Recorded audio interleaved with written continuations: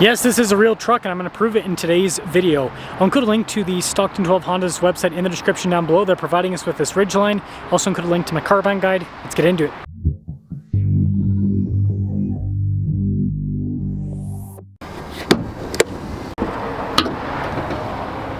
Under the hood we have a 3.5 liter V6 that goes through a 9-speed. Fuel economy is 18 around town, 24 on the highway, with power outputs being 280 horsepower and then 262 pound-feet of torque.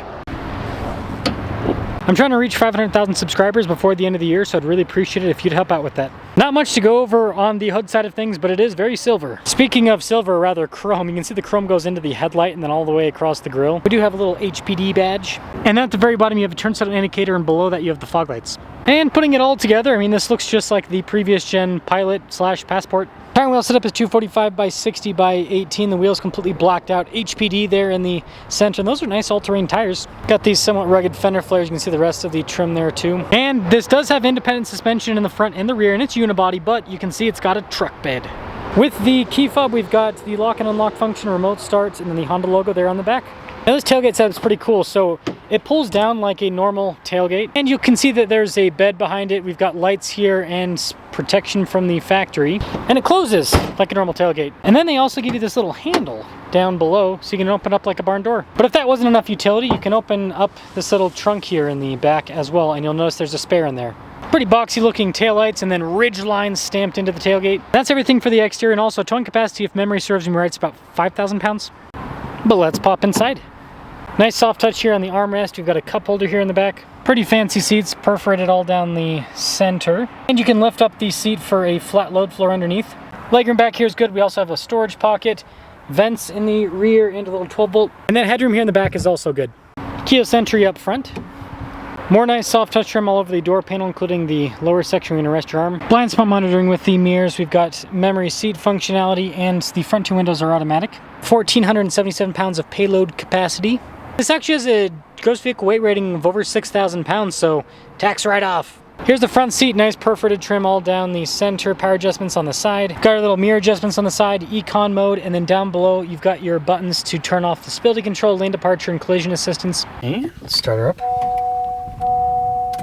Nice soft touch trim all around the steering wheel, and pretty nice stitching in the center too. Adaptive cruise control with our lane centering on the one side, volume and voice command controls on the other side, and also controls for the center screen. Paddle shifters and regular stalks here on the back of the steering wheel. And then taking a look at the gauge cluster, you can scroll through different menus there on the left-hand side to display different information depending on what you're looking for. Wait, there's more. We have a bunch of different modes.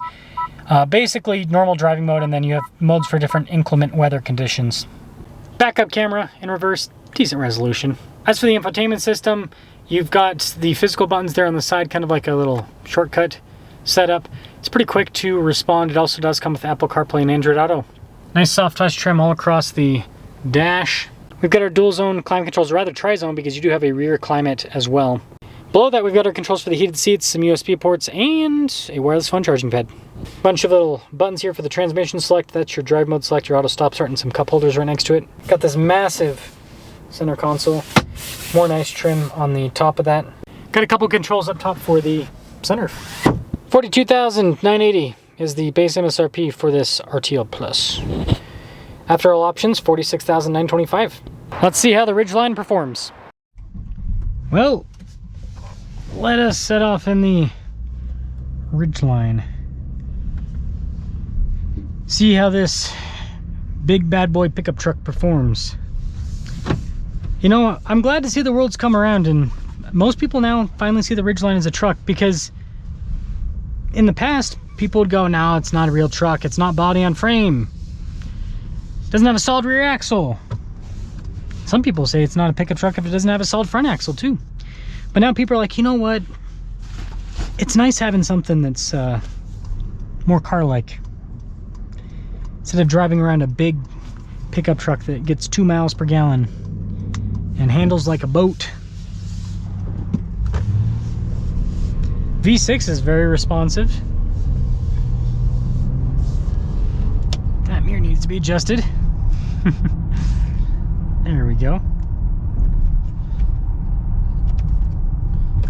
Let's adjust the other one too while we're at it.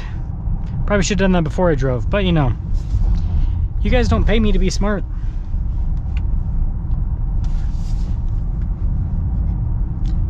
Yeah, the nice thing about unibody independent suspension is it drives like a car, so it corners really well, like corners flat. And going over the bumps, it isolates them to an extent. Unibody does transfer everything through it, but the suspension isolates it enough to where it's comfortable. So that's a plus.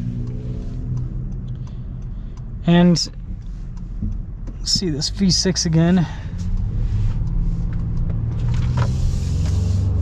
Yeah, it's got good response right off the bat. It's nice. It's really nice.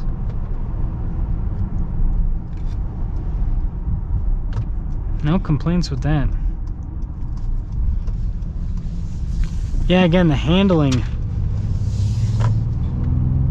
It's not the fastest engine, but it can get out of its own way to an extent. I don't think it's going to annoy people. Maybe on the highway with the passing power a little bit, but I think overall it's adequate enough power that most people are going to be happy with it. Content with it, at least. Yeah, compared to a regular pickup truck, I mean, this is so comfortable. The seats are comfortable, and it just floats down the road. It's a very luxe.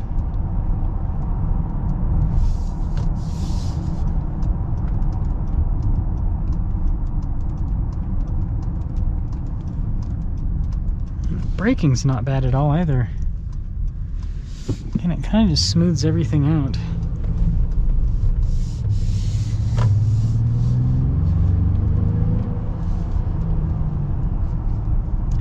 See, this is what I don't like about, you know, turbos, is the lack of the smooth delivery that this has with being an NA V6. And a lot of the other mid-size pickup trucks are now turbocharged. I mean, everything's turbo. Let's see, Tacoma. Gladiator is the only one. Gladiator is the only one that's not that I can think of, because Tacoma's turbo. Well, Frontier. So Gladiator and Frontier. But yeah, Tacoma, Canyon, Colorado. Those are all turbocharged now. So you don't get the, and Ranger too.